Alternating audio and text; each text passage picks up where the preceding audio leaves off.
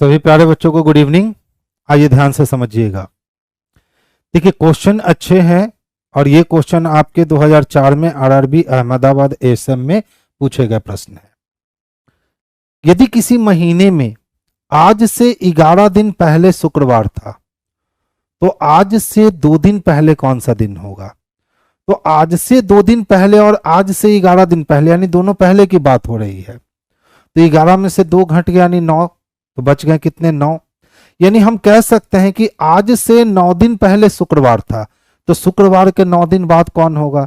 तो शुक्रवार के 7 दिन बाद शुक्रवार होगा और 2 और चाहिए तो शनि छोड़ के रवि होगा। यानी ऑप्शन नंबर बी इसके लिए सबसे परफेक्ट आंसर होगा। तो आंसर हम लोग ऑप्शन नंबर बी को लगाएंगे। देख लो क्या कहता है।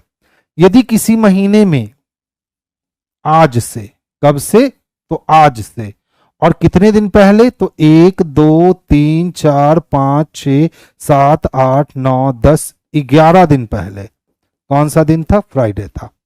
तो पूछता आज से 2 दिन पहले कौन सा दिन था, यानी यहां हमें बताने हैं कि कौन सा दिन होगा। तो जब ये फ्राइडे है तो ये रहा सैटरडे, ये Sunday, Monday, Tuesday, Wednesday, Thursday, Friday, ये रहा सैटरडे और ये रहा हमारा संडे।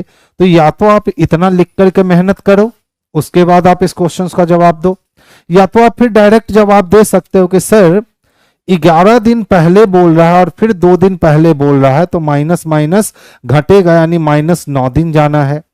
तो जब 9 दिन पहले फ्राइडे था तो फ्राइडे से अगर हम 9 दिन आगे जाते हैं, फ्राइडे से हम 9 दिन आगे जाते हैं तो फिर क्या हो जाएगा। तो फ्राइडे से फ्राइडे आने में 7 दिन और 2 दिन और यानी कि सर संडे हो जाएगा। तो आंसर हमने कर दिया Sunday, direct answer. Next one देखिएगा। देखिए क्या कहता है, प्रश्न को समझिएगा उसके बाद फिर आराम से। गुड इवनिंग बाबू। कहता है लीप ईयर में 366 दिन होते हैं। बात सही है। अगर हम लीप ईयर की बात करें तो उसमें फरवरी 29 दिन का होता है जिसके कारण दिनों की संख्या बढ़कर के 366 दिन होती है।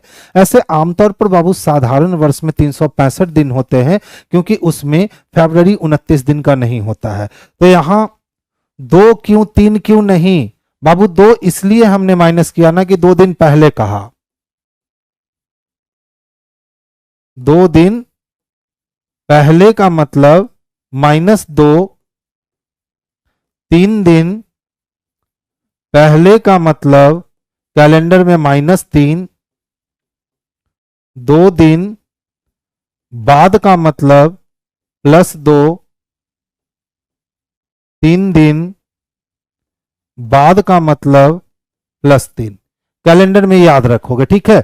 2 दिन पहले बोले तो माइनस, जितना दिन पहले बोले उतना माइनस, जितना दिन बाद बोले उतना दिन प्लस कर लेना। कैलेंडर का यह रूल है। तो देखो लीप ईयर में 366 दिन होते हैं। यदि इस वर्ष 1 जनवरी को मंगलवार है तो इस वर्ष में कुल कितने बुधवार होंगे। अच्छा बताओ, जब 1 जनवरी को मंगलवार है तो 2 जनवरी को क्या होगा, बुधवार होगा। जैसे ही हम 2 जनवरी तक जाएंगे वैसे ही अब ये दिन जो है वो 366 ना होकर के टोटल 365 बच जाएंगे। अब जनवरी से दिसंबर तक जाने में इसमें 7 से भाग लगा लो तो 7 बचे कितने हो गए, तो 35 हो गए और फिर 7 दूना कितने हो गए, तो 14 हो गए। यानी 52 सप्ताह आएगा, 52 सप्ताह आएगा। यानी वेडनेसडे की संख्या भी कितनी आ जाएगी, तो वेडनेसडे की संख्या 52 आ जाएगी। यानी ऑप्शन नंबर ए इसके लिए परफेक्ट आंसर हो जाएंगे। काफी अच्छा क्वेश्चन था। 49 नहीं लगाओगे। 1 जनवरी से अगर हम 31 दिसंबर तक जाते तो 366 दिन होता, लेकिन जैसा कि उसने कहा कि 1 जनवरी को मंगलवार है और वो चाहता है कि कुल बुधवार का दिन निकालो, तो जब 1 जनवरी को मंगलवार है इसका मतलब 2 जनवरी को बुधवार होगा। तो 1 जनवरी में 2 जनवरी को बुधवार मिले। अगर हम इस घटना को 2 जनवरी से 31 दिसंबर तक लेकर जाएं तो इस घटना का मतलब है कि टोटल 365 दिन ही होंगे। और 365 दिन को अगर हम 7 से भाग दे देते हैं तो 7 को 52 से निकालने पर 52 सप्ताह निकलते हैं। यानी टोटल आंसर कितने हो जाएंगे, तो 52 हो जाएंगे। ठीक है, 53 गलत है, जिनका 52 है वो सही है। देखिए क्वेश्चन बहुत छोटा सा है, क्वेश्चन में ज्यादा दम नहीं है, लेकिन ये क्वेश्चन बच्चों को फंसा करके रख दिया। क्यों, बस इस कारण 1 जनवरी को मंगलवार है तो अब बच्चे खुदरा खुदरी निकालना शुरू किए, 2 को मंगलवार है, 2 के बाद 9 को मंगलवार है, तो ऐसे करते करते 31 दिसंबर तक जाओगे, बहुत भारी काम। आपको डायरेक्ट समझना था कि 2 तारीख को जब चल रहे हैं तो अब 365 दिन रहा, और जब 365 दिन की बात करी 7 से भाग दे दो, 52 सप्ताह आ गए, तो आंसर 52 हो गए। देखो कहता है सर 2005 का कैलेंडर वर्ष के समान होगा, तो हमेशा याद रखोगे लीप ईयर का कोई भी कैलेंडर आगे जाने पर 28 साल ऐड करवाएगा तो रिपीट होगा, लेकिन पीछे जाने पर 28 साल माइनस करवाएगा तो रिपीट होगा। वहीं अगर लीप ईयर +1 की बात करें तो आगे जाने पर 6 साल जोड़ दो रिपीट कर जाएगा, और पीछे जाने पर 11 साल माइनस कर दो रिपीट जाएगा। अगर लीप ईयर +2 की बात करें तो आगे 11 साल जोड़ दो रिपीट कर जाएंगे, पीछे 11 साल माइनस कर दो रिपीट कर जाएंगे। और अगर लीप ईयर +3 की बात कर लो, आगे 11 साल जोड़ने पर रिपीट होंगे और पीछे से 6 साल घटाने पर रिपीट होंगे।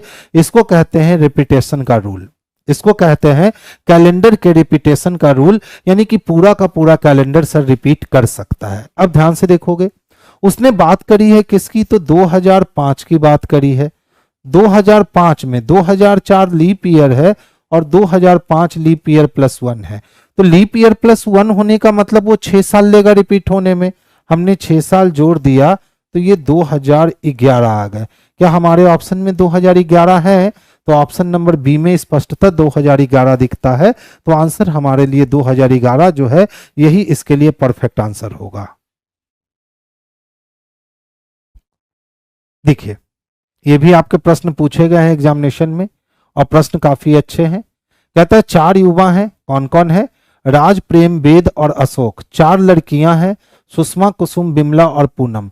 एक साथ मित्रों हैं, सुषमा और बिमला मित्र है। तो कौन कौन मित्र है? तो सुषमा और बिमला जो है वो मित्र है।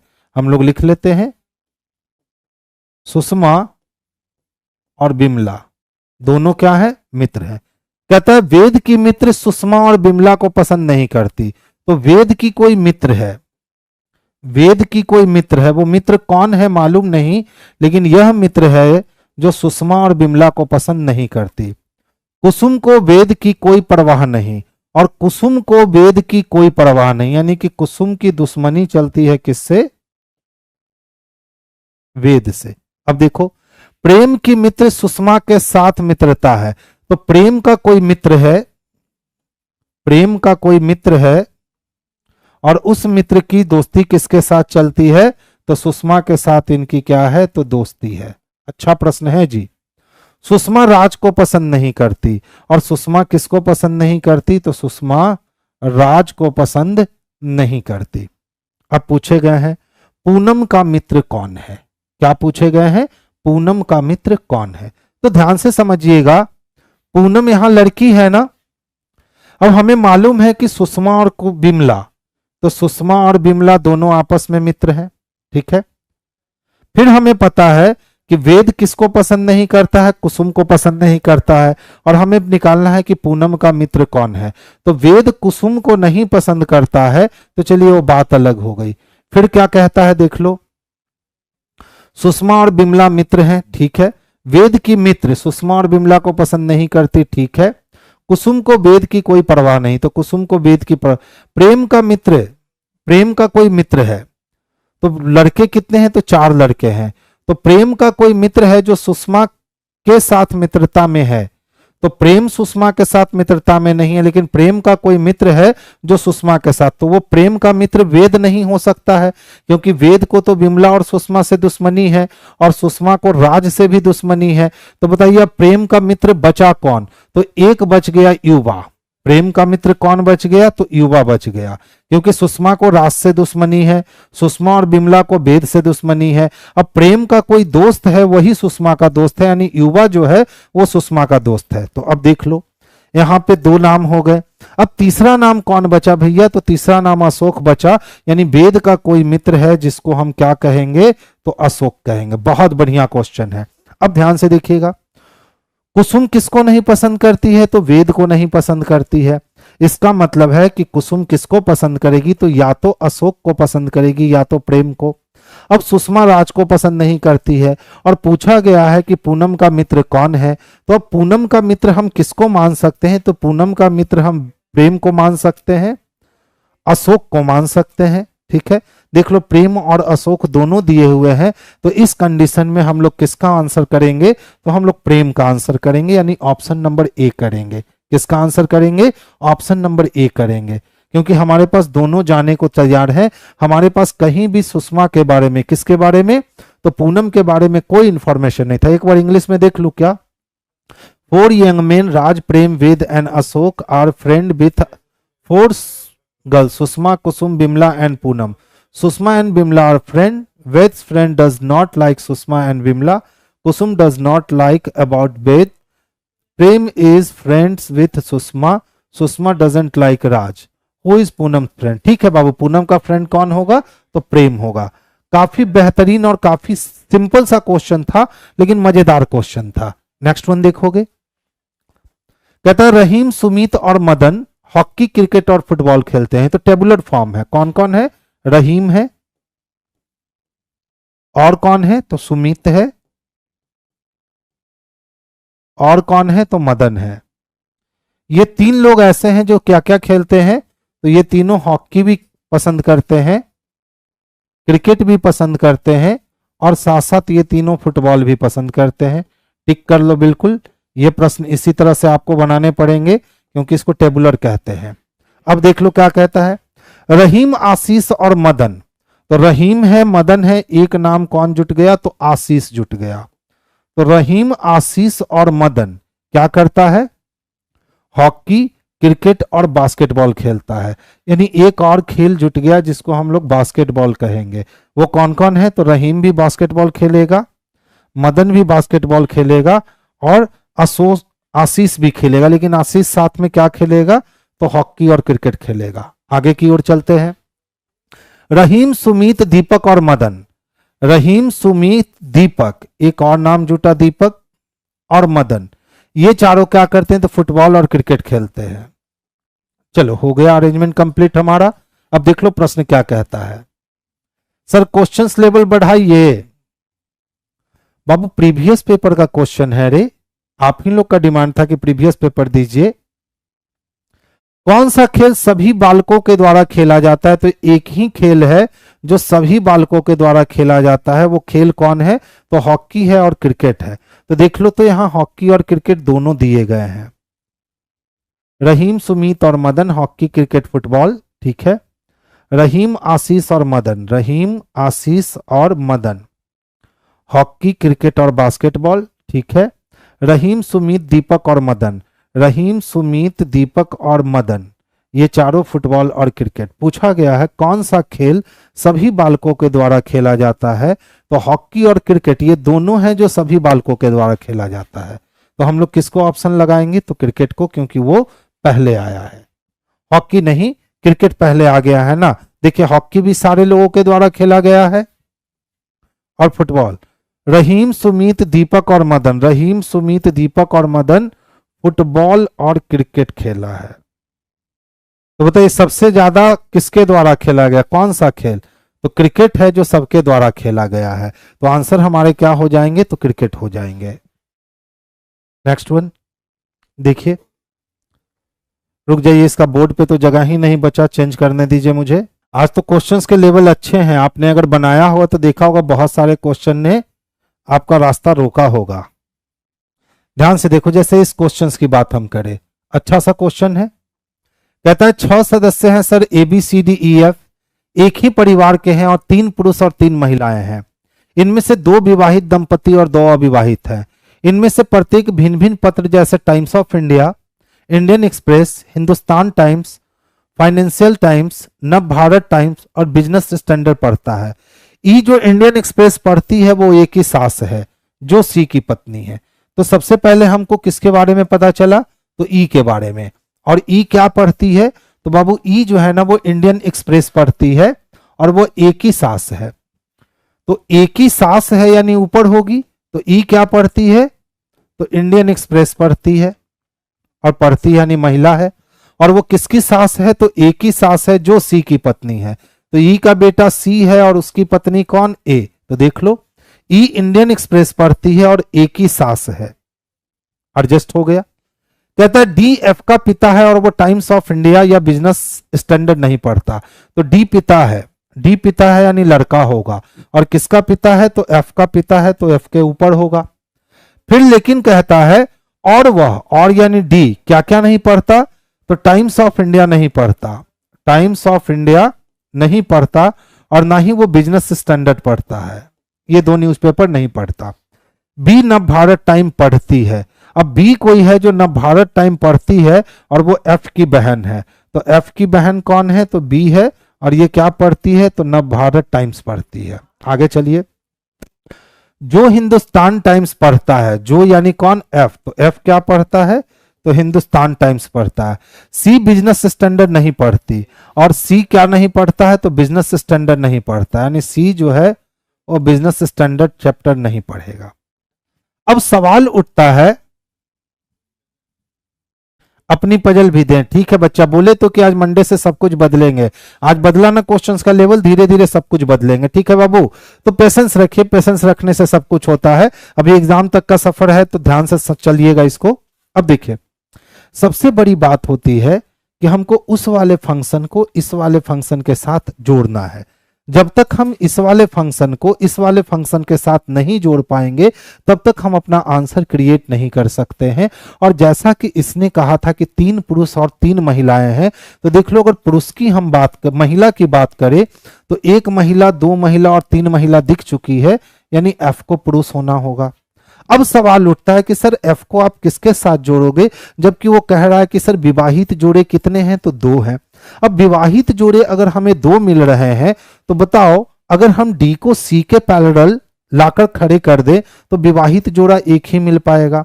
अच्छा, अगर उस डी को हम सी के नीचे रख दें तब भी विवाहित जोड़ा एक ही मिल पाएगा, क्योंकि 6 सदस्य के 6 सदस्य हो जाएंगे। तो अब ई का विवाह किससे करवाना होगा, तो ई का विवाह अगर हम एफ से करवाते हैं तो एफ के ऊपर डी जा सकता है, या फिर ई का विवाह हम डी से करवाएं। तो सबसे पहला हम काम करते हैं कि ई का विवाह हम डी से करवा लेते हैं। तो मान लो कि हमने ई का विवाह डी से करवाया और डी क्या है, तो प्लस है। अब डी का बेटा कौन है, तो एफ है, यानी डी के 2 बेटे हो गए, और एफ की बहन कौन है, तो बी है। चलो लो हो गया। अब बी को देख लो क्या पढ़ती है, तो नव भारत टाइम्स पढ़ती है। एफ की बात करें तो ये हिंदुस्तान टाइम्स पढ़ता है। अब हमें पता है कि सी क्या नहीं पढ़ता है, तो डी जो है वो बिजनेस स्टैंडर्ड नहीं पढ़ता और टाइम्स ऑफ इंडिया नहीं पढ़ता। तो सी जब बिजनेस स्टैंडर्ड और टाइम्स ऑफ इंडिया नहीं पढ़ेगा, इसका मतलब है कि किसी और को बिजनेस स्टैंडर्ड और टाइम्स ऑफ इंडिया पढ़ना पड़ेगा। तो इसी दोनों में से किसी को बिजनेस स्टैंडर्ड और किसी को टाइम्स ऑफ इंडिया पढ़ना होगा।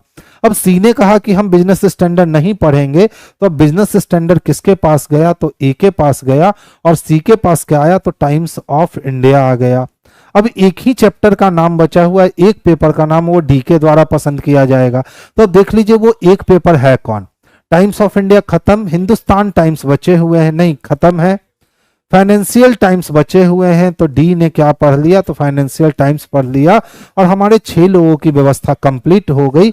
अब हमारे अनुसार मैरिड कपल की संख्या भी 2 है, और 2 लोग कैसे हैं, तो अविवाहित है, यानी हमारा पजल जो है ये बनकर के तैयार हो गया। अब देख लो प्रश्न क्या पूछे गए हैं आपसे, अच्छा सा क्वेश्चन था। टाइम्स ऑफ इंडिया कौन पढ़ता है, तो देखिए तो टाइम्स ऑफ इंडिया की अगर बात करें तो सी ने टाइम्स ऑफ इंडिया पढ़ रखा है, और सी किस में दे रखा है, तो ऑप्शन नंबर ए में दे रखा है। तो इसके लिए हम परफेक्ट आंसर जो है ना ये ऑप्शन नंबर ए को लगाएंगे। देख लो PQRSTU 6 व्यक्ति, ये भी आपके एग्जामिनेशन में ही पूछे गए प्रश्न है। कितने व्यक्ति हैं, तो 6 व्यक्ति हैं सर। कौन कौन से 6 व्यक्ति हैं, तो PQRSTU 6 व्यक्ति हैं, इसमें से 2 टेक्नीशियन हैं, 2 रिपोर्टर हैं, और 1 लेखक और 1 फोटोग्राफर है। यानी कि अगर हम टेक्नीशियन की बात करें तो टेक्नीशियन की संख्या कितनी है, तो 2 है। अगर वही हम रिपोर्टर की बात करें तो रिपोर्टर की संख्या भी कितनी है, तो 2 है। वही हम लेखक की बात करें यानी राइटर की बात करें तो राइटर की संख्या 1 है। और अगर हम फोटोग्राफर की बात करें तो फोटोग्राफर की संख्या 1 है। 2 2 4 2 6 लोग हो गए। अब कहता है पी फोटोग्राफर है जिसकी शादी एस रिपोर्टर से हुई है। तो पी क्या है, तो फोटोग्राफर है और इसकी शादी एस रिपोर्टर से हुई है, यानी कि पी और एस जो है ना ये मैरिड कपल है। आगे चलिए। क्यू लेखक है जिसकी शादी आर से होती है। तो क्यू क्या है, तो लेखक है और क्यू की शादी किससे हो रखी है, तो क्यू की शादी बाबू आर से हो रखी है। देख लो मेल फीमेल अभी तक पता नहीं चला है। जिसका पेशा यू का पेशा है। अब कहता है जिसका पेशा यू का पेशा, यानी किसका, तो आर का पेशा और यू का पेशा सेम है। तो देख लो आर और यू को हम यहां नहीं रख सकते हैं, तो अब आर और यू को हमें यहां रखना पड़ेगा क्योंकि आर का और यू का पेशा जो है ना वो दोनों का पेशा सेम है। आगे चलिए। यू आर का भाई है और यू किसका भाई है, आर का भाई है, यानी लड़का है। 1 2 3 4 5 लोग हो गए, वो छठा कौन है, तो छठा टी है, यानी टी को यहां रख लीजिए और आराम से काम कर लीजिए। अब कहता है निम्नलिखित में से टेक्नीशियन का जोड़ा कौन है, तो एस और टी, एस और टी ये दोनों टेक्नीशियन के जोड़ा है। दिया नहीं है, क्यों, P Q R S T 6 व्यक्ति, इनमें से 2 टेक्नीशियन है। अच्छा टेक्नीशियन का जोड़ा पूछा ना, तो आर और यू, आर और यू किस में है, तो ऑप्शन नंबर ए में है। देखो छोटा सा क्वेश्चन है लेकिन इंपैक्ट करने वाला क्वेश्चन है, थोड़ी सी सावधानी हटी और दुर्घटना घटी। तो अभी आप विगत कुछ वर्षों पहले चले जाओ तो क्वेश्चंस के लेवल ऐसे दिखते थे, ठीक है, लेकिन अब ये क्वेश्चन नेक्स्ट लेवल का हो गया है। तो जब तक इन क्वेश्चनों पे आपकी कमांड नहीं होगी आप इसके अगले वाले पैटर्न को समझ ही नहीं पाओगे, क्योंकि फिर आप मैदान छोड़कर भागोगे, क्योंकि कहोगे क्या कि सर कठिन है। तो सबसे पहले उन क्वेश्चनों को सॉल्व करना आप सीख लो जो आपके कठिनता को आसान बना ले। नेक्स्ट वन देखोगे, 5 विषय PQRST में परीक्षा ली गई। अब कितने, तो 5 विषय थे, कौन कौन थे, तो PQRST में परीक्षा ली गई। XYZ 3 विद्यार्थियों ने कुछ परीक्षा लिखी। तो परीक्षा लिखने वालों की संख्या कितनी है, तो सर 3 है। वो कौन कौन है, तो XYZ है। चलिए हम लोग सबसे पहले व्यवस्था करेंगे कि परीक्षा कितने लोगों ने लिखी। तो परीक्षा बाबू 3 लोगों ने लिखी। कौन किसने किसने लिखी, तो X ने लिखी, Y ने लिखी और Z ने लिखी। जबकि परीक्षा की संख्या कितनी थी, तो 5 पेपर थे। पेपर के नाम क्या थे, तो PQRST थे। कहता है X ने केवल 2 परीक्षा लिखी। X ने केवल कितनी परीक्षा लिखी, तो 2 परीक्षा लिखी। अब वो 2 परीक्षा कौन सी लिखी गई है ये हमें मालूम ही नहीं है, बस ये मालूम है कि X ने सर 2 परीक्षा लिखी। अब कहता है और यह पेपर Y या Z नहीं लिखे गए। अब पेपर कौन कौन, ये पेपर किसके द्वारा नहीं लिखे गए, तो Y और Z के द्वारा नहीं लिखे गए। यानी X ने जो भी एग्जाम दिया, चाहे P का, Q का, R का, S का और T का, इस पांचों में से जो एग्जाम X ने दिया वो एग्जाम Y और Z के द्वारा नहीं दिए जाएंगे। अब कहता है P और Q 2 विद्यार्थियों द्वारा लिखे गए। तो P और Q कितने विद्यार्थियों द्वारा लिखे गए, तो 2 विद्यार्थियों द्वारा। अब बताइए P और Q जब 2 विद्यार्थियों द्वारा लिखे गए तो X ने केवल 2 पेपर लिखा और यह पेपर Y और Z के द्वारा नहीं लिखा गया। तो P भी 2 विद्यार्थियों के द्वारा लिखा गया और Q भी 2 विद्यार्थियों के द्वारा लिखा गया। इसका मतलब है P और Q जो है वो किसके द्वारा, तो X के द्वारा नहीं लिखा गया। कोई बात नहीं बाबू। अब देखिए क्या कहता है, केवल एक विद्यार्थी ने टी लिखा और उसने क्यू भी लिखा। तो केवल एक विद्यार्थी ने क्या लिखा, टी लिखा और उसने क्यू भी लिखा। तो एक विद्यार्थी ने टी लिखा और साथ साथ उसने क्यू भी लिखा। तो जो क्यू को यहां अगर रखेंगे तो पी और क्यू नहीं हो सकता है, छोड़ दीजिए, आगे चलिए। यदि जेड ने केवल 2 पेपर लिखे, अब जेड ने केवल कितने पेपर लिखे, 2 पेपर, और टी केवल एक द्वारा लिखा गया जो क्यू के साथ जाएगा। तो अब यहां टी क्यू रख नहीं सकते क्योंकि पी क्यू एक्स के द्वारा नहीं लिखा गया, तो टी आ गया वाई के पास। तो पूछता है कि वाई ने कौन से विषय लिखे। तो देखिए वाई ने कौन कौन से विषय लिखे, तो पी क्यू टी लिखा, पी क्यू टी लिखा, वाई ने पी क्यू टी लिखा। अब बाकी जो 2 विषय बच गए हैं वो कौन है, तो आर और एस है।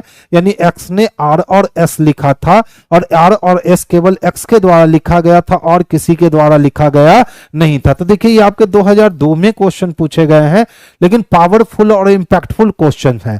थोड़ी सी सावधानी अगर हट जाएगी आपकी तो आप इस क्वेश्चन को सॉल्व करने में सक्षम नहीं हो पाओगे। बहुत सारे बच्चों ने आज इसको सॉल्व किया भी नहीं होगा। देखिए क्या कहता है, कथन दिए गए हैं एक्स वाई से कहता है। तो किसने कहा, तो एक्स ने कहा, किससे, वाई से। हमारा सोसाइटी एक सेप्टिक टैंक भरा हुआ है, यानी हमारे सोसाइटी का सेप्टिक टैंक जो है वो भरा हुआ है और गटर का पानी बाहर आ रहा है। सोसाइटी एसोसिएशन सेप्टिक के टैंक को साफ करने के लिए आवश्यक कदम नहीं उठा पा रही है। यानी स्टेटमेंट में कहा गया, और किसने कहा, तो एक्स ने कहा। किससे कहा, तो वाई से। एक्स ने किससे कहा, वाई से। और एक्स ने वाई से कहा कि हमारे सोसाइटी का सेप्टिक टैंक जो है वो भर चुका है और उससे गटर का पानी क्या हो रहा है, बाहर आ रहा है, और आवश्यकता है किसकी, तो इसको साफ कराने के लिए कदम उठाने की। अब कहता है सर निष्कर्ष निकालो। क्या निष्कर्ष निकालोगे, तो सेप्टिक टैंक भरा हो सकता है और इससे साफ या खाली करवाने की आवश्यकता है। बिल्कुल। एक्स की सोसाइटी का सेप्टिक टैंक अभी तक नगर पालिका की मुख्य गटर लाइन से जुड़ा हुआ नहीं है। अब बताओ, अगर टैंक भर गया है और वो मुख्य लाइन से भी जुड़ा हुआ हो, फिर भी भरने के बाद तो रिसाव करेगा, तो 2 नंबर का यहां कोई लॉजिक बनता नहीं है। यानी 1 नंबर सही है और 2 नंबर गलत है। तो इसके लिए हम कंक्लूजन केवल 1 निकालेंगे, और कंक्लूजन 1 केवल किस में दे रखा है, तो ऑप्शन नंबर डी में दे रखा है, तो आंसर डी होगा। बी को नहीं लगाओगे बच्चा, बताओ, ध्यान से समझोगे। अगर ये कोई सेप्टिक टैंक है, ठीक है, और ये दूसरे सेप्टिक टैंक से जुड़ी हुई है, ऐसे समझोगे, ठीक है। अगर इस सेप्टिक टैंक में बहुत सारे भर जाएं वस्तुएं, तो वो कब भर सकती है, जब ये जुड़े होने के बाद यहां से ब्लॉक हो जाए। जैसे ये रास्ते अगर ब्लॉक हो गए तो ये टैंक तो भरेगा ना, और भर करके पानी रिसना शुरू हो जाएगा, तो गंदा पानी तो बाहर आ रहा है। इसका मतलब हम ये निश्चित रूप से नहीं ना कह सकते हैं कि सर ये दूसरे टैंक से नहीं जुड़ा हुआ है। मे भी हो सकता है ये दूसरे टैंक से जुड़ा हुआ हो, लेकिन इसका रास्ता ब्लॉक हो गया हो, तो ये नगर के टैंक में जा ही नहीं रहा हो, जिसके कारण इससे पानी का रिसाव हो गया। अब जब इसकी सफाई करेगा, इस वाले को खोल देगा छिद्र को, तो वो दूसरे टैंक को जाएगा। तो निष्कर्ष में हमेशा सियोरिटी चाहिए, 100% चाहिए, और यहां 100% नहीं था 2 नंबर में। इसीलिए बाबू क्या करेंगे, नंबर 2 को गलत करेंगे और केवल नंबर 1 का चयन करेंगे। लॉजिकल रीजनिंग बहुत छोटा सा चीज होता है, लेकिन जिस दिन आप समझोगे उस दिन तक आप बहुत लेट कर लेते हो। क्यों? क्योंकि आपने कॉन्सेप्ट को पढ़ाते समय बहुत सारी प्रैक्टिस नहीं कर रखी है, जिसके कारण आप लॉजिकल रीजनिंग में हमेशा गलत करते हो। तो कोशिश करो कि कॉन्सेप्ट को जाइए, कॉपी पलट कर देखिए, कॉन्सेप्ट अच्छे हो जाएंगे। अब देखिए इस टाइप के क्वेश्चंस पूर्ण रूप से, ये रेलवे का क्वेश्चन था ही नहीं, ये वाला क्वेश्चन जो है ये रेलवे का क्वेश्चन था ही नहीं, लेकिन 2015 में जो वैकेंसी आई उसमें पहली बार इस क्वेश्चन को इंट्रोड्यूस करवाया गया। तो आखिर ये है क्या, तो ये डिसीजन मेकिंग है। पहले ये बैंकिंग सेक्टर में पूछे जाते थे, लेकिन 2015 में पहली बार एक्सपेरिमेंट किए गए, 5 से 6 क्वेश्चन ही डाले गए थे ऐसे। लेकिन 2018 वाली वैकेंसी में प्रत्येक तीसरे चौथे सेट आते आते एक क्वेश्चन ऐसा देखने को मिला। इसको कहते हैं डिसीजन मेकिंग। इसको क्या कहते हैं, तो डिसीजन मेकिंग कहते हैं। और इसमें होता क्या है पहले ये समझो। इसमें कुछ डाटा हमारे पास दिए जाते हैं, और उस डाटा के अनुसार हमको तय करना होता है कि हम इसका सिलेक्शन कर सकते हैं कि इसका सिलेक्शन नहीं कर सकते हैं। तो ध्यान से देखिए क्या कहता है, निम्नलिखित में से किसको कंपनी निश्चित रूप से नियुक्त करने वाली है। अब भैया हमारे पास शर्त कितने हैं, तो हमारे पास 4 शर्त है। पहला शर्त क्या है, एम ने 10वीं कक्षा की परीक्षा में 70% अंक अर्जित किए हैं। मुझे लग रहा है कि यह क्वेश्चन अधूरा है क्या, क्योंकि इसके शर्त तो दिए नहीं गए, बिना शर्त के ये क्वेश्चन बनेगा नहीं। एम ने 10वीं परीक्षा में 70% अंक अर्जित किए और उससे केवल सी और एमएस वर्ड ज्ञात है। बाबू देखिए इसका शर्त गायब है, टाइपिंग में छूट गया होगा। इसके पहले एक शर्त दिया जाएगा, उस शर्त में डिफाइन किया जाएगा कि कब आप चयन कर सकते हो और कब आप चयन नहीं कर सकते हो। तो ये क्वेश्चन जहां से भी टाइपिंग की गई है इसमें शर्त को छोड़ दिया गया है, और बिना शर्त के हम चाहकर भी इस क्वेश्चन को नहीं बना सकते हैं। तो कल ऐसा क्वेश्चन फिर से 2-3 दे दूंगा जिसमें आपके शर्त होंगे, ठीक है। नेक्स्ट देखो, अच्छा देखिए सीरीज है, क्या है सीरीज में, 4 है, 17 है, 43 है, 82 है, और अगला पूछा व्हाट। सीरीज का सीधा मतलब होता है कि भैया 2 पदों के बीच का अंतर निकालो। तो 4 से 17 तक का आप अंतर निकालोगे तो कितने निकल जाएंगे, तो सर 13 प्लस कर दो। 17 से 43 जाने हैं, यानी यहां 6 हो गए और यहां 2 हो गए, यानी 26 ऐड हुआ। अच्छा देखो तो 12 में से 3 गया तो 9 और 7 में से 4 गया 3, 39 हुआ। क्या हम कह सकते हैं कि सर पहले 13 को 1 से गुना किया, फिर 13 को 2 से गुना किया, फिर 13 को सर 3 से गुना किया, यानी अगले टर्म में 13 को सर 4 से गुना करेगा और 13 चको 52 हो जाएंगे, यानी अब इसमें हमें 52 ऐड करने होंगे। 2 2 4 8 4 13 8 5, तो 8 4 12 1 13, 134 चाहिए, जो ऑप्शन नंबर ए में स्पष्टता देखने को मिल रहा है। तो आंसर हमारा ऑप्शन नंबर ए जो है यही इसके लिए सबसे पर्याप्त आंसर है। कहता है 6 लोग mister Verma, mister Sharma, mister Joshi, mister Bhatt, mister Singh, mister Nair एक 6 मंजिला इमारत पर रहते हैं। भूतल मंजिल 1 जबकि सबसे ऊपरी मंजिल 6 है, यानी टोटल कितने लोगों की व्यवस्था करनी है? तो टोटल हम लोग को 6 लोगों की व्यवस्था करनी है। तो सबसे पहला काम यही करेंगे कि हम लोग 6 मंजिल बनाएंगे। इसको हम लोग लीनियर सिटिंग अरेंजमेंट कहते हैं। और ये इमारत वाला जो क्वेश्चन है ये लगातार पूछे जाने लगे। तो देखो क्या कहता है, 6 लोग mister Verma, mister Sharma, mister Joshi, mister Bhatt, mister Nair, mister C एक 6 मंजिला इमारत पर रहते हैं। अब भूतल को 1 माना गया है, उसके ऊपर 2, उसके ऊपर 3, उसके ऊपर 4, उसके ऊपर 5 और सबसे ऊपर 6। कहता है मिस्टर शर्मा किसी विषम संख्या वाली मंजिल पर रहते हैं लेकिन भूतल पर नहीं। तो शर्मा जी जो है वो ऑड वाले पे ही रहेंगे, लेकिन किस पे नहीं रहेंगे? तो 1 नंबर पे नहीं रहेंगे। तो जब शर्मा जी 1 पे नहीं रहेंगे तो 3 पे या 5 पे रह सकते हैं। छोड़ दो, आगे चलो। फिर देख लो क्या कहता है, मिस्टर वर्मा मिस्टर जोशी के ठीक ऊपर वाली मंजिल पर रहते हैं लेकिन वो सम संख्या वाली मंजिल पर नहीं रहते। तो मिस्टर वर्मा जो है वो किसकी मंजिल के ठीक ऊपर रहते हैं? तो मिस्टर जोशी के मंजिल के ठीक ऊपर की मंजिल पर रहते हैं, लेकिन वो सम संख्या पे नहीं रहते, यानी मिस्टर वर्मा भी जो है वो ऑड वाले पे रहेंगे। तो देख लो, मिस्टर वर्मा 1 पे नहीं रह सकते, 3 पे रख सकते हैं तो मिस्टर जोशी को 2 पे, या मिस्टर वर्मा को 5 पे तो मिस्टर जोशी को 4 पे, यानी इसके 2 ऑप्शन बनने को तैयार हैं। आगे चल दीजिए। मिस्टर सी मिस्टर शर्मा का निकटतम पड़ोसी नहीं है और मिस्टर सिंह और मिस्टर शर्मा वो क्या नहीं है बाबू? तो पड़ोसी नहीं, यानी एक साथ नहीं हो सकते। आगे चल दो। मिस्टर भट्ट और मिस्टर जोशी के मध्य केवल एक व्यक्ति रहता है, तो कौन है? तो मिस्टर भट्ट है और मिस्टर जोशी हैं।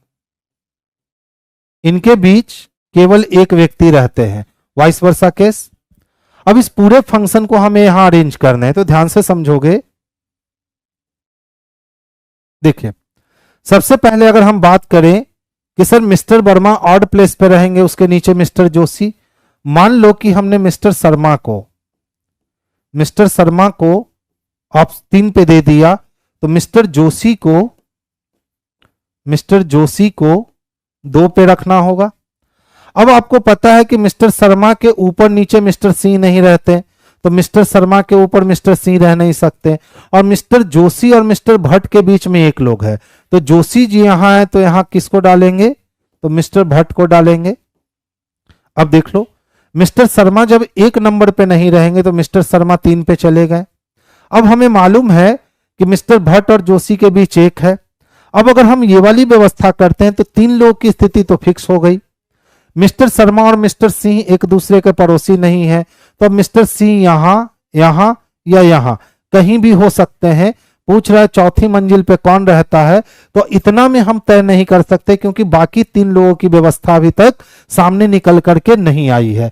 तो हम लोग इस वाले पार्ट को जो है वो काट देंगे और अब मिस्टर शर्मा को हम 5 नंबर पे लेकर जाएंगे। तो देख लो, अगर हमने मिस्टर शर्मा को 5 नंबर पे रखा तब स्थिति क्या होती है? शर्मा जी को हमने 5 नंबर पे रख दिया, तो शर्मा जी के जस्ट नीचे मिस्टर जोशी आने वाले हैं। शर्मा जी के जस्ट नीचे मिस्टर जोशी आने वाले हैं। अब मिस्टर जोशी और मिस्टर भट्ट के बीच में एक व्यक्ति, तो यहां कौन आने वाले हैं? तो मिस्टर भट्ट आने वाले हैं। ठीक है, अब हमें पता है कि मिस्टर वर्मा भी ऑड प्लेस पे जाएंगे। अच्छा बाबू, यहां मिस्टर शर्मा नहीं, यहां मिस्टर वर्मा है जी।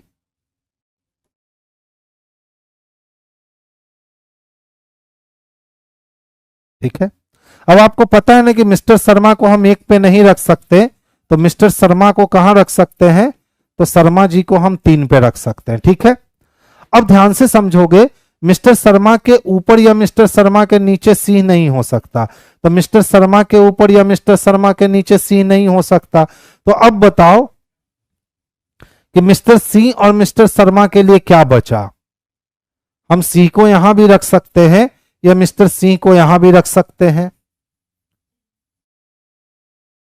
इसका मतलब है 3 नंबर पे ही किसको डाल दीजिए? तो मिस्टर वर्मा को डालिए। अब ये पूरी तरह से अरेंज हो जाएगा। अब उसके नीचे कौन जाएंगे? तो मिस्टर जोशी जाएंगे। अब मिस्टर जोशी और मिस्टर भट्ट के बीच एक व्यक्ति है, तो अब यहां पे कौन आएंगे? तो मिस्टर भट्ट आएंगे। और हमें मालूम है कि शर्मा जी को ऑड प्लेस पे रखना है, एक पे नहीं, तो अब मिस्टर शर्मा को हम लोग 5 नंबर पे रख सकते हैं। मिस्टर शर्मा के ऊपर या नीचे सिंह नहीं हो सकते, तो 1 नंबर पे किसको रखना होगा? तो मिस्टर सिंह को रखना होगा। अब एक मिस्टर नायर बच गए, तो मिस्टर नायर जो है वो 6ठी मंजिल पे चले गए और हमारा अरेंजमेंट बन करके तैयार हो गया। मिस्टर नायर किस मंजिल पर रहते हैं? तो मिस्टर नायर जो है ये 6वीं मंजिल पर रहते हैं, यानी option number B. Mister Verma के ठीक ऊपर पे कौन रहता है? तो देख लो, तो मिस्टर वर्मा के ठीक ऊपर मिस्टर भट्ट रहते हैं, तो मिस्टर भट्ट किस में है? तो ऑप्शन नंबर ए। देखिए सीरीज दे रखा है, कितना है? 22 है, 76 है, 31 है, 91 है, नेक्स्ट वन इज व्हाट। तो ध्यान से देखोगे 2 तरीके के सीरीज रिएक्ट कर रहे हैं इसमें, यानी हमको ये चाहिए। तो 22 से 31 जाने का मतलब है कि 9 जोड़ लोगे, तो 31 में अगर 9 जोड़ोगे तो कितने होंगे? 40 होंगे। 40 किस में दे रखा है? बी में। आसान सी श्रृंखला थी, श्रृंखला में दम नहीं था, तो आंसर हो गए इसके 40। 5 जनवरी को मोहन अपना 5वां जन्मदिन मनाता है, तो बताएं कि वो अपना 18वां जन्मदिन किस दिन को मनाएगा? यदि उसका जन्म कब हुआ है? तो 2003 में हुआ है। तो ध्यान से समझोगे, अच्छा क्वेश्चन है। 2003 में अगर किसी का जन्म हुआ है और कब हुआ है? तो 5 जनवरी को।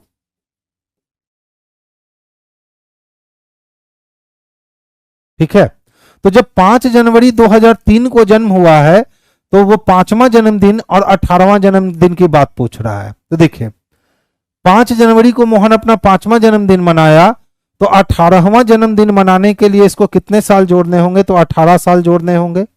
8 3 11 का 1, हाथ में 1, 1 1 2।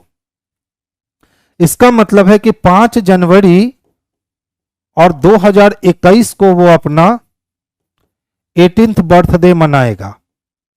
ठीक है, वो अपना केमा बर्थडे मनाएगा, तो 18वां बर्थडे मनाएगा। अब ध्यान से समझोगे, अब हमें क्या करना होगा ना कि सबसे पहले 5 जनवरी 2003 का डेट फाइंड करना होगा, दिन निकालना होगा। तो बेस किसको बनाएंगे? तो 2002 को बनाएंगे। 2000 के लिए 0, 7 से भाग लगेगा नहीं तो 2 को 2 रख देंगे, लीप ईयर आएंगे नहीं तो 0। अब 2003 में प्रवेश किया तो जनवरी, और जनवरी केमा है तो 5 जनवरी है, तो 5 और 2 कितने हो गए? 7 हो गए, यानी दिन कौन सा आया? संडे आया। इसका मतलब है कि 5 जनवरी 2003 को कौन सा दिन था सर? संडे था। अब कितने साल बाद जाने हैं हमें? तो 18 साल बाद जाने हैं। तो 18 साल, इस 18 साल में लीप ईयर देख लो, 4 होंगे, 8 होंगे, 12 होगा, 16 होगा, यानी 4 लीप ईयर मिल जाएंगे। और बटा कितना? तो 7 हो गया। 18 और 4 कितने हो गए? तो 18 और 4 सर 22 हो गए, और 22 बटा 7 करेंगे तो बाबू शेष कितना आएगा? तो 1 आएगा। यानी संडे से हमें एक दिन आगे बढ़ना चाहिए, तो मंडे हो जाएगा। यानी वो जब 18वां जन्मदिन मना रहा था तो उस दिन कौन से थे? तो उस दिन सोमवार था।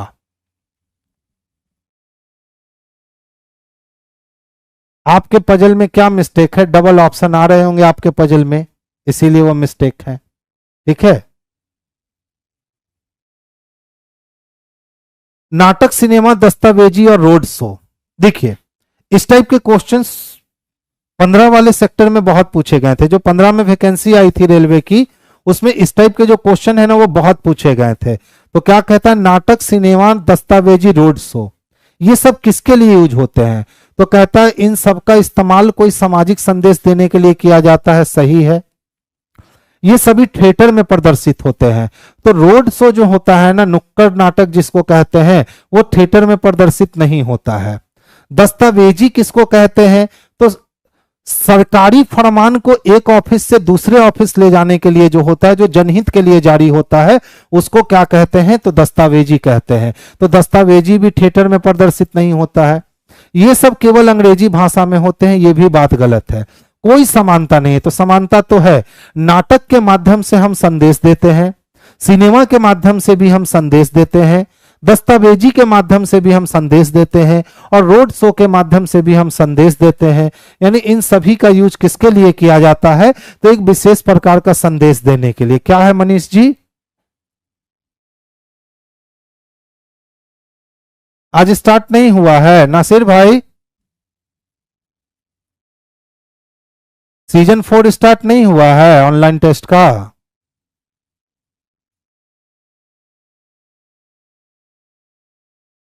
नहीं नहीं नहीं, मेरा रीजनिंग टेस्ट का सीजन 4 ऑनलाइन जो चलता है। नासिर जी को बोलिए कल उसको स्टार्ट करेंगे, बच्चे को असुविधा हो रही है। नेक्स्ट वन देखोगे। देखिए तेल, फर, रेशम, ऊन। क्या क्या है? तेल, फर, रेशम, ऊन। कहता है ये सभी एक ही स्रोत से प्राप्त होते हैं। तो रेशम रेशम के कीट से प्राप्त होता है, ऊन भेड़ से प्राप्त होता है, तेल तिलहन फर से होता है, फर जो है वो लोम यानी भालू वगैरह से प्राप्त होता है। तो कैंसिल हो गया। ये सभी अच्छे सुचालक है। ठीक है, हाँ कह सकते हैं। ये सब भी अच्छे विद्युत रोधी है। तो देखिए विद्युत रोधी तो नहीं कह सकते हैं, क्योंकि ऊन जो है ना ये सुचालक होता है, रेशम भी सुचालक होता है, फर भी सुचालक होता है। कोई समानता नहीं। तो समानता तो है भैया, तो फिर किसको लगाने वाले हैं? तो ये सभी अच्छे क्या होते हैं? सुचालक होते हैं। मैं एक नदी के किनारे खड़ा था। नदी में स्वतंत्र रूप से बहती हुई कोई वस्तु मेरे दाएं हाथ से बाएं हाथ की ओर बह रही। अब सोचो, मैं नदी के सामने खड़ा हूं और कोई वस्तु मेरे दाएं से गुजरती है और बाएं की तरफ चली जाती है।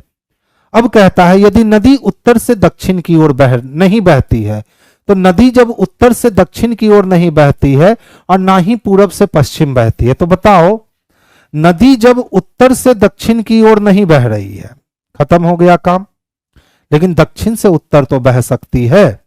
अब फिर कैसे बोला? और ना ही वो पूरब से पश्चिम की ओर बहती है। तो पूरब से पश्चिम की ओर नहीं बहती है, तो पश्चिम से पूरब तो बह सकती है। यानी दो दो कंडीशन बन रहे हैं। ठीक है, जब उत्तर से दक्षिण नहीं बहती है तो दक्षिण से उत्तर बह सकती है, और पूरब से पश्चिम नहीं बहती है तो पश्चिम से पूरब बह सकती है। तो मेरे दाएं हाथ की ओर कौन सी दिशा होगी, हम तय ही नहीं कर पाएंगे। अब कैसे देख लो, मान लो नदी दक्षिण से उत्तर की ओर बह रही होती और वो नदी के किनारे अगर मुख करके खड़ा होता, पीठ करके कि मुख करके, मैं नदी के किनारे खड़ा था, तो मान लो नदी के किनारे खड़ा होता तो ये राइट होता और ये लेफ्ट होता। इसका मतलब है कि वस्तु कोई इसके दाएं से बाएं बहते हुए जा रही थी, इसका मतलब इसका मुख पूरब दिशा में होता। लेकिन अगर यही नदी कहां बह रही होती, पूरब की ओर बह रही होती और ये उत्तर की ओर मुख करके खड़ा होता, नहीं ये दक्षिण की ओर मुख करके खड़ा होता। ये कहां? दक्षिण की ओर मुख करके खड़ा होता।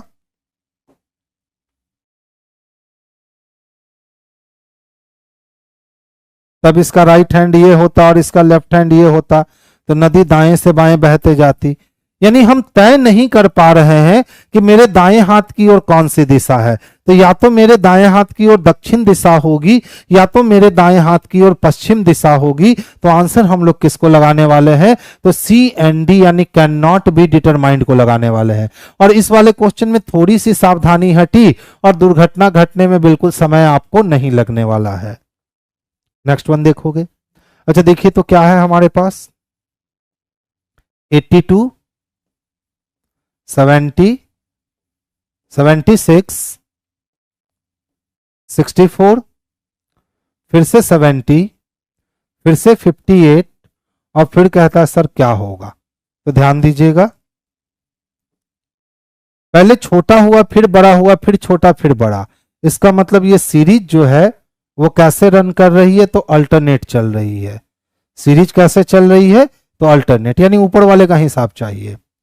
82 से 76 जाने के लिए -6 करने होंगे और 76 से 70 जाने के लिए -6 करने होंगे। तो 70 में फिर से हम लोग -6 अगर करेंगे तो 64 आ जाएगा। 64 देखो किसी में है क्या, तो ऑप्शन नंबर सी में स्पष्टता 64 दिख रहा है। तो आंसर हम लोग किसको लगाएंगे, तो सी को लगाएंगे। देखिए तो क्या है हमारे पास, 2, 5, 9, 19, नेक्स्ट वन इज व्हाट। अच्छा ध्यान से देखो तो 2 से 5 जाने का मतलब है 3 प्लस होंगे और यहां कितने, तो 4 प्लस हो गए और यहां कितने, तो 10 प्लस हो गए। 3 4 10। चलो अंतर से नहीं निकल पाया तो दूसरे हथकंडे अपनाए जाए। देखो तो अगर हम 2 को 2 से गुना करें तो कितने आएंगे, 4, और प्लस 1 कर दूं तो 5 मिल जाएंगे। अब यदि हम 5 को 2 से गुना करते हैं तो 5 दूना कितने होंगे, 10, और -1 कर दें तो 9 आएंगे। अगर हम 9 को 2 से गुना करें तो 9 दूना 18 हो जाएंगे और प्लस 1 कर दे तो 19 हो जाएंगे। यानी अब 19 को 2 से गुना करेंगे तो 19 दूना 38 आएगा और 38 में 1 माइनस हो गया तो 37 मिल गया। देख लो 37 कहीं है, ऑप्शन नंबर सी में है।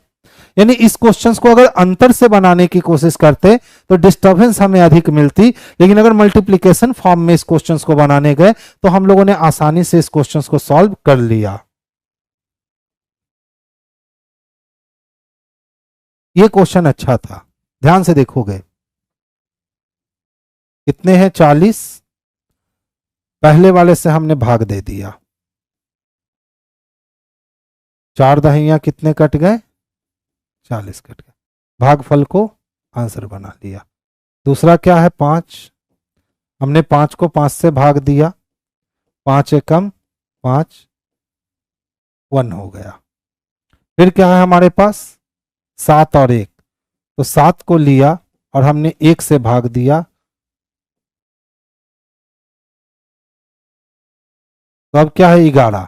यानी 11 को अगर हम 11 से भाग दे तो 11 एकम 11, यानी आंसर कितना चाहिए, 1, ऑप्शन नंबर सी में है। तो आंसर क्या हो गया, तो ऑप्शन नंबर सी। छोटा सा क्वेश्चन था लेकिन मजेदार क्वेश्चन था। ध्यान से समझिएगा, ये अच्छा क्वेश्चन है। 4 से 5 के मध्य वो कौन सा समय होगा जब घड़ी की दोनों सुइयां एक दूसरे के विपरीत दिशा में होंगी। विपरीत दिशा कहने का मतलब 180 डिग्री का कोण, विपरीत दिशा कहने का मतलब 180 डिग्री का कोण, और 180 डिग्री का कोण कहने का मतलब 6 अंक की दूरी। हमेशा याद रखोगे, या क्या कह सकते हैं, 30 मिनट की दूरी। तो 6 अंक की दूरी समझो। अब देखिए घटना ऐसी होती है ना कि 1 घंटे में केवल एक ही बार विपरीत हो सकता है। तो विपरीत का मतलब कितने अंक की दूरी, 6 अंक की। किसके किसके बीच पूछा है, तो सर 4 से 5 के बीच चाहिए, और उसको क्या चाहिए, तो विपरीत चाहिए, विपरीत चाहिए। कुछ मत करो, जो पहला अंक है ना इसमें 6 जोड़ दो, तो 6 4 कितने हो गए, तो 10, और गाड़ी का चाबी लगा दो 12/11। तो देख लो कितने हो गए, 6 4 10। 10 को मिनट में चेंज कर लो, तो 10 को मिनट में चेंज करोगे तो 50 मिनट किस में चेंज करोगे, मिनट में, मिनट में बदले, तो मिनट में 50 मिनट। इस 50 मिनट के साथ क्या करना कि 12/11 से कैलकुलेशन कर देना, तो कितने हो गए, 12 5 60, यानी 600/11 11 हो गया। अब इसको भाग दे दो, 11 पचे कितने हो गए 55, बच गए 50, 11 चको 44, बच गए 6। समय क्या लगाओगे 4:54.6/11 है किसी में? तो हमेशा याद रखना जब भी किसी भी समय के बीच अगर वो विपरीत मांग ले, किसी भी समय के बीच यदि वो विपरीत मांग ले, कुछ नहीं करना है, बस उसमें 6 अंक जोड़ने हैं, उसको मिनट के रूप में तोड़ने हैं और 12/11 लगा के कैलकुलेट कर देना है। आपका विपरीत आपके पास आ जाएगा, चाहे वो कितना से कितना बजे के बीच भी क्यों ना मांगे। पहले अंक को मिनट में तोड़े, पहले अंक में 6 जोड़े, उसको मिनट में तोड़े और 12/11 के साथ कैलकुलेट कर दें, आपके आंसर बिल्कुल आपके पास होंगे। देखो 40 बच्चों की एक पंक्ति में राम का स्थान दाएं छोर से 12वां है, जबकि उसी पंक्ति में मोहन का स्थान बाएं छोर से 17वां है। सोहन जो राम और मोहन के ठीक बीच में बैठा है, उसका स्थान दाएं छोर से कितना होगा? तो पहले बताओ, 40 बच्चों की पंक्ति थी, 12 कुर्सी राम ले गया, 17 कुर्सी मोहन ले गया, तो 12 और 17 मिलकर के 29 कुर्सी ले गया। अब 11 कुर्सी बच गए। 11 कुर्सी के बीच में अगर सोहन को बैठाओगे तो वो 6 कुर्सी पे बैठेगा। अब पूछा है कि उसका स्थान दाएं छोर से कितना होगा, तो दाएं छोर से राम का स्थान 12 था, उससे 6 कुर्सी आगे चले जाओ, 12 और 6 कितने हो जाएंगे? तो 18 हो जाएंगे, यानी ऑप्शन नंबर बी हो जाएगा। ध्यान दोगे यहां, ये बच्चों की एक पंक्ति रही और इस पंक्ति पे टोटल लोग कितने बैठे हैं? तो 40 लोग बैठे हैं। अब राम का पोजीशन राइट हैंड से दे रखा है और राइट हैंड से राम का पोजीशन 12 दे रखा है, जबकि उसी में मोहन का स्थान जो है वो बाएं छोर से कितना है? तो सर 17 है। ये किसका स्थान है? तो मोहन का। तो 17 2 19, 19 10 29, यानी टोटल 29 लोगों को देख लिया। 30 31 32 33 34 35 36 37 38 39 41, टोटल 40 लोग कंप्लीट हो गए। अब इसके ठीक बीच में तो 1 2 3 4 5 इधर से, 1 2 3 4 5 इधर से, यानी ये पोजीशन किसका है? सोहन का है। और सोहन का पोजीशन पूछा जा रहा है किस एंड से? राइट एंड से। तो देख लो, राम तक आते हुए आपका पोजीशन 12 था, तो ये पोजीशन आपके लिए 13 हो गए, 14 15 16 17 और ये पोजीशन आपके लिए 18 हो गए। तो वही हमने कहा कि सर 18 होगा। कितना होगा? तो 18 होगा। एक घड़ी में 4:30 का समय हो रहा है, तो घंटे की सुई मिनट की सुई के मध्य बनने वाले न्यून कोण और अधिक कोण के बीच का अंतर ज्ञात कीजिए। अच्छा क्वेश्चन है। तो देखो, सबसे पहले 4 का मतलब बाबू किस पे दिखेगा? तो 20 मिनट पे दिखेगा, और 20 मिनट से 30 मिनट पे जाने का मतलब है 10 मिनट का अंतर। 1 मिनट बराबर 6 डिग्री होते हैं, तो 10 मिनट बराबर 60 डिग्री हो गए। और ऑलरेडी हम घंटा से मिनट की ओर आए हैं, तो मिनट का आधा घटाएंगे, यानी इसमें से 30 में से 15 घटा दिया, तो कितने के कोण बन गए? तो 45 डिग्री के। ये जो 45 डिग्री का कोण बनाना, ये कैसा कोण है? तो सर ये छोटा कोण है। कैसा कोण है? छोटा कोण। अब हम लोग निकालते हैं बड़ा कोण। तो बड़ा कोण निकालने के लिए आप क्या करोगे? तो 360 डिग्री में से आप 45 डिग्री को माइनस कर लोगे, तो बच गए कितने? तो 315 डिग्री के बन गए बड़े कोण। अब उसने कहा था कि बड़े कोण और छोटे कोण के बीच का अंतर चाहिए, तो बड़ा कोण कितना है हमारे पास? 315 डिग्री है, और छोटा कोण कितना है? तो 45 डिग्री है। अब दोनों का अंतर ले लो, 5 में से 5 गया 0, 11 में से अगर हम 4 माइनस करते हैं तो 7, यानी टोटल 270 डिग्री आंसर आएंगे, जो ऑप्शन नंबर डी में स्पष्टता दिए गए हैं। तो आंसर हमारा ऑप्शन नंबर डी होगा। यानी इस क्वेश्चन में आपने अगर थोड़ी सी सावधानी इधर उधर कर दी, तो क्वेश्चंस में या तो आप 45 डिग्री मार लोगे या तो आप 315 डिग्री मार लोगे। 270 आपको लगाना था, क्योंकि उसने सही सही कह दिया था कि अधिक कोण और न्यून कोण के बीच के अंश का अंतर बताओ कितना होगा। तो न्यून कोण हमारा 45 डिग्री, अधिक कोण हमारा 315 degree, 315 degree minus 45 degree equal to 270 degree. तो आंसर हम लोग 270 डिग्री को बनाने वाले हैं। नेक्स्ट देखोगे, 15 जनवरी 2012 को शनिवार होना तय है, तो 26 जनवरी 2018 को कौन सा दिन होगा? तो सबसे पहले काम क्या करना है कि ये जो 15 जनवरी दे रखा है, कब का दे रखा है, 2012 का दे रखा है, जो कौन सा दिन है बाबू, तो शनिवार है। अब इसको हमको कहां तक बैलेंस करना है, तो 26 जनवरी और 2018 तक हमको इसको बैलेंस कर लेना है। ठीक है, तो सबसे पहला काम क्या करोगे कि इस 15 जनवरी को ही आप बैलेंस कहां तक करके लाओगे, तो 26 जनवरी और 2012 तक आप पहले बैलेंस करोगे। तो देख लो 15 से 26 जाने में आपको 11 दिन लगेंगे। 11 दिन का मतलब 7 निकल गया, बच गए 4, 4 दिन बढ़ जाएंगे।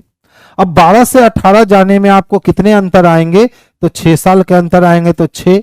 अब इस 6 साल में लीप ईयर की बात करो तो 12 तो काउंटेबल हो जाएगा क्योंकि 26 जनवरी को रुके हैं, एक 16 हो जाएगा, यानी 2 और काउंट हो गए लीप ईयर के रूप में, यानी 2 लीप ईयर मिलेंगे। 6 4 10, 10 2 कितने हो गए, तो 12 हो गए, और बटा 7, तो शेष कितने बच गए, तो शेष 5 बच गए। इसका मतलब है कि या तो सैटरडे में हम लोग को 5 दिन जोड़ना चाहिए या तो 2 दिन घटाना चाहिए। तो सैटरडे में 5 दिन जोड़ो या 2 दिन घटाओ, कहां पहुंच जाओगे, थर्सडे को। और थर्सडे किस में दे रखा है, तो ऑप्शन नंबर बी में दे रखा है, तो आंसर हमारा ऑप्शन नंबर बी होगा। अच्छा, क्वेश्चन को ठीक से नहीं पढ़े थे, कोई बात नहीं बाबू, सीख लिए ना कि अब गलती नहीं करनी है। एग्जामिनेशन में भी तो ऐसे ही गलतियां होती हैं। देखो कहता है लेटर लुप्त है, लुप्त वर्णों का सही क्रम विकल्पों में चुनिए। तो ध्यान से देखिएगा,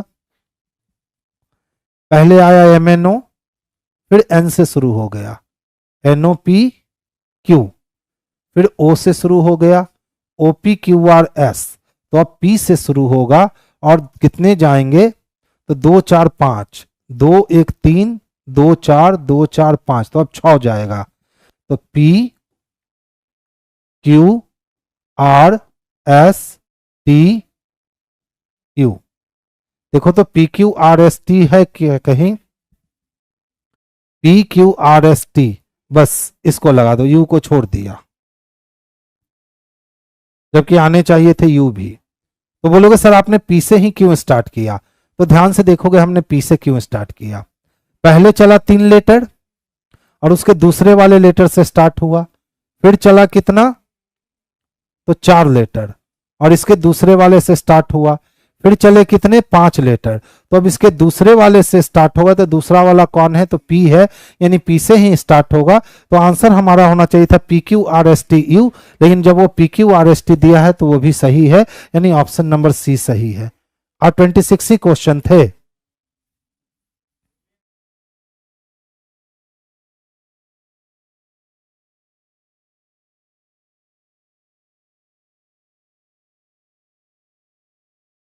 आप कुछ बच्चे एकदम शुरू से अंतिम तक कंटिन्यू रहते हैं, चलिए बहुत बहुत धन्यवाद। 55 प्लस आता है, 75 में 55, बहुत थोड़ा सा और एफर्ट लगा, उसको है ना कम से कम 60 से 65 के बीच में लेके आ। ब्लैक पैंथर जी, उसको 60 से 65 के बीच में लेकर के आओ, क्योंकि जब यहां 55 आ रहे हैं ना, तो समझिए आपको वहां 60 आ जाएंगे। आपकी यहां वाली टेस्ट सीरीज थोड़ी सी टफ होती है, लेकिन 60 ला करके आप रेस में बने रह सकते हो। रेस को उस पार जाने के लिए आपको कम से कम 75 में 65 जो है ना, वो आपको करने ही होंगे।